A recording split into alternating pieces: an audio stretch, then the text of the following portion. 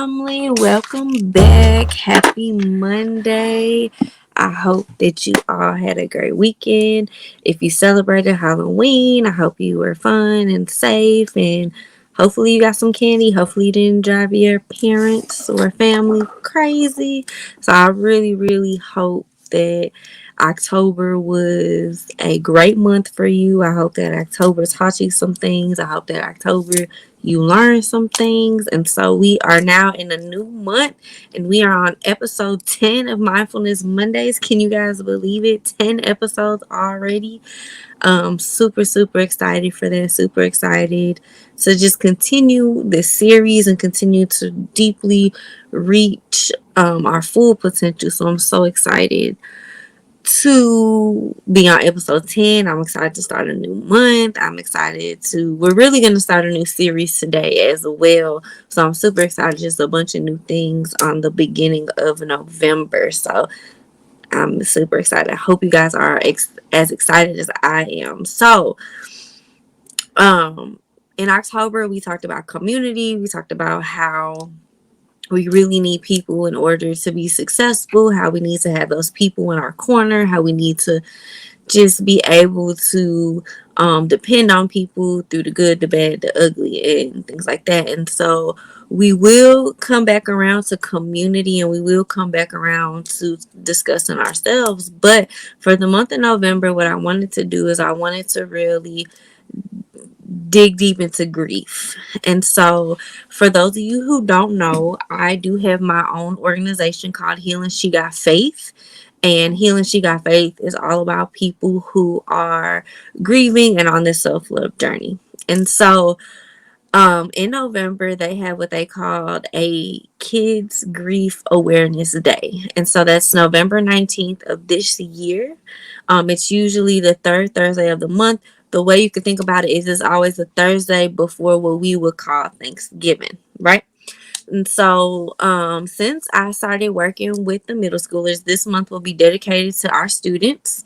We will be talking to our students through this series, and we really, really want the students to really feel heard. And we really want you to know that we're here, we're with you, and we support you. And so, I'm going to give you a little history on kids' grief awareness. I actually got this information from Annie's Hope, which is right in St. Louis, annieshope.org. When I lost my mother, I actually reached out to Annie's Hope. Now, Annie's Hope focuses on kids, but they are aware that adults grieve as well. So during the holiday seasons, they do offer different activities for families to come together who we have lost people. And so I actually did attend like their Thanksgiving gathering, which is really cool.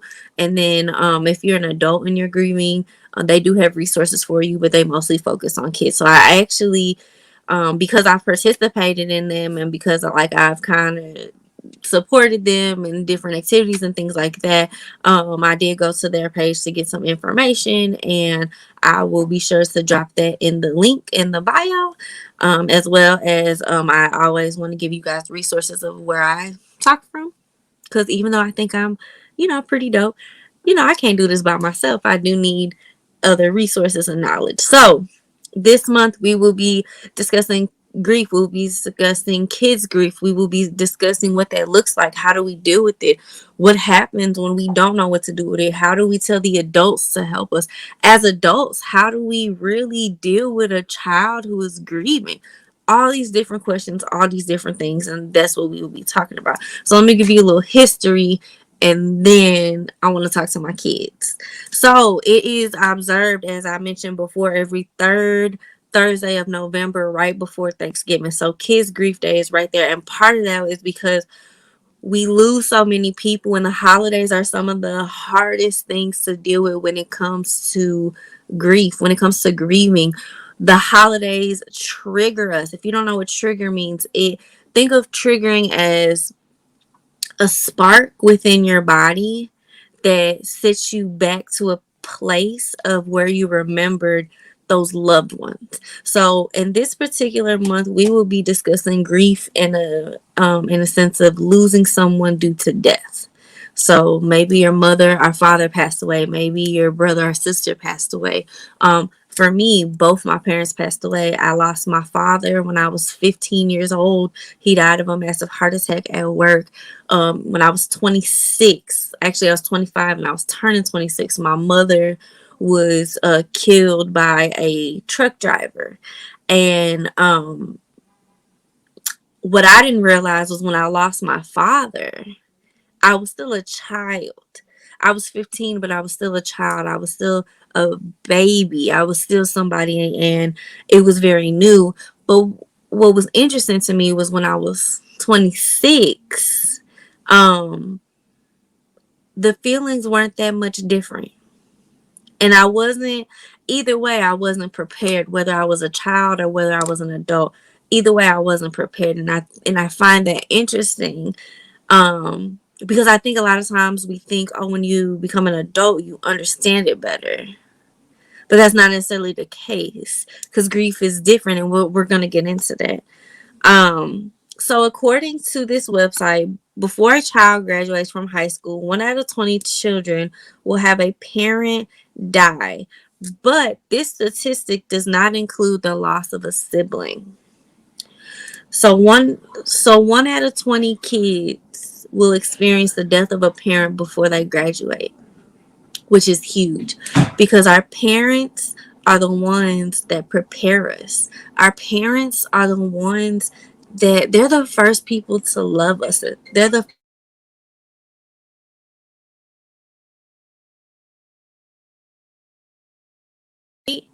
And I think that that when we lose that parent, we lose a part of ourselves. When we lose our parent, we lose the foundation of everything that we're taught, of everything that we are looking forward to. We start to not only grieve the presence of our parents, but we start to grieve all opportunities and things we plan for in the future with our parents. So things like graduating. When we graduate, 9 out of 10 times we imagine our parents being there. When we have kids, we imagine our parents being there. When we get married, when we get a new job, when we get our first car, we imagine them being there. So when they're taken away from us, not only do we grieve the relationship, but we grieve those opportunities. And the thing about it is, just because you're a child doesn't mean you're not grieving. Just because you're a child doesn't mean you don't feel what I feel because I'm an adult. It has nothing to do with that. But because you are a child, you do need guidance, and you do need somebody there to say, hey, I hear you. I see you. And I may not be able to take the pain away, but but maybe I can give you a little attention. Maybe I can give you an ice cream cup. I don't know, but maybe I can do something that will allow you to feel heard.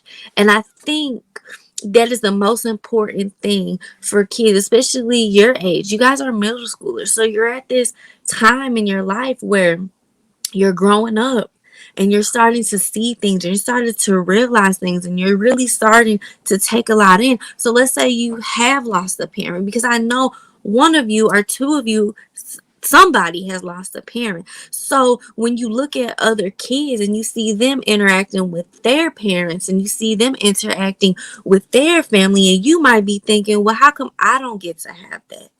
Or I wonder what my mother would have been like. Or I wonder what my father would have been like. Or I wonder what would have happened if they would not have passed away. Or maybe you never even got to meet your parents. Maybe they passed away when you were a baby. So the only memory you have of your parents is the same memory that the rest of the world has. And that's something I can use as an example of that. When Kobe Bryant died back in February, he left a baby girl. I think she's 1 or 2. And the crazy thing when I think about her is she's going to have the same memory of her father that the rest of us have, which is what her mother shares about her, what her sister share. And I'm sure it'll be more deeper. But in general, the same way we know Kobe Bryant is the same way his youngest daughter is going to know him. And so that goes for us too. Those of us who have lost our parents. Like, I was 15 when my father died. There's a lot that I didn't know. I did have 15 years with him, but there was a lot that I just didn't know. So now that I'm older, I'm trying to get in the mode of truly understanding what that is. And so I'm here today to let you know that one, if you need support, reach out, please. Please let us know. And two, just because you're a child doesn't mean you don't grieve, and doesn't mean that what you're going through isn't heard or isn't known. What I'm telling you is that I hear you and I see you. And this month we're going to hit hard. And in this month, we're going to make sure that you feel the love and support from us. We can't do this alone, and we especially can't do it alone in 2020. But what I want to do is I want to really talk to my young people, because without you guys, we literally have nothing. You guys are what we need for the future. And I want to make sure that you don't grow up like how my generation grew up, like how my parents' generation grew up. I want to make sure that you grow up knowing that what you feel is valid, that you grieving is serious, that what you feel is called grief, and that grief takes an effect on us. And what I want to do in this month is I want to hit that hard, because what I want, my goal for you at the end of this month is to feel heard, is to feel normal, whatever that normal looks like to you. And I want you to know that you have a community here that's ready to take you in. So that is my goal for you. I'm going to drop the information the information in the comments below, so you guys can look that up. You can also look up Annie's Hope. And then also too, I'm gonna drop my email.